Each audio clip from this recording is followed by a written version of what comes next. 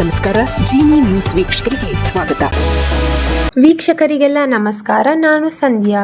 Boring ಆಸ್ಪತ್ರೆ compound ಕುಸಿತ ಪ್ರಕರಣ, ಗುತ್ತಿಗೆದಾರ ಕಂಪನಿ ವಿರುದ್ಧ ಕಮರ್ಷಿಯಲ್ ಸ್ಟ್ರೀಟ್ ಪೊಲೀಸ್ ಠಾಣೆಯಲ್ಲಿ ಎಫ್ಐಆರ್. ಬೋರಿಂಗ್ ಆಸ್ಪತ್ರೆ ಕಾಂಪೌಂಡ್ ಗೋಡೆ ಕುಸಿದು 7 ಜನರು ಸಾವನ್ನಪ್ಪಿದ ಪ್ರಕರಣಕ್ಕೆ ಸಂಬಂಧಿಸಿದಂತೆ ಗುತ್ತಿಗೆದಾರ ಕಂಪನಿ ವಿರುದ್ಧ ಕಮರ್ಷಿಯಲ್ ಸ್ಟ್ರೀಟ್ ಪೊಲೀಸ್ ಠಾಣೆಯಲ್ಲಿ ಎಫ್ಐಆರ್ ದಾಖಲಾಗಿದೆ. ಆರೋಗ್ಯ ಇಲಾಖೆ ಕಾರ್ಯನಿರ್ವಾಹಕ ಇಂಜಿನಿಯರ್ ದೂರಿನ ಅನ್ವಯ ಎಫ್ಐಆರ್ ದಾಖಲಾಗಿದೆ. ಚೆನ್ನೈ ಮೂಲದ ಎಎಸ್ಆರ್ ಟ್ರೇಡರ್ಸ್ ವಿರುದ್ಧ ಪ್ರಕರಣ ದಾಖಲಾಗಿದೆ. ಪ್ರಕರಣದ ತನಿಖೆಗೆ ತಾಂತ್ರಿಕ ಸಮಿತಿ ರಚನೆ ಮಾಡಲಾಗಿತ್ತು. ಬೋರಿಂಗ್ ಆಸ್ಪತ್ರೆ ನೂತನ ಕಟ್ಟಡ ನಿರ್ಮಾಣಕ್ಕಾಗಿ ಹಳೆ ಕಟ್ಟಡ ತೆರವುಗೊಳಿಸಲು ಗುತ್ತಿಗೆ ನೀಡಲಾಗಿತ್ತು. ಗುತ್ತಿಗೆ ವಹಿಸಲಾದ ಎಎಸ್ಆರ್ ಟ್ರೇಡರ್ಸ್ ಕಂಪನಿ ನಿರ್ಲಕ್ಷ್ಯ ವಹಿಸಿದ್ದು, ಕಟ್ಟಡ ನೆಲಸಮ ಮಾಡಿದ್ದ ತ್ಯಾಜ್ಯ ವಿಲೇವಾರಿ ಮಾಡದೆ ಅಲ್ಲಿ ಬಿಟ್ಟು ಹೋಗಿದ್ದು ದುರಂತಕ್ಕೆ ಕಾರಣ ಎಂದು ಹೇಳಲಾಗಿದೆ.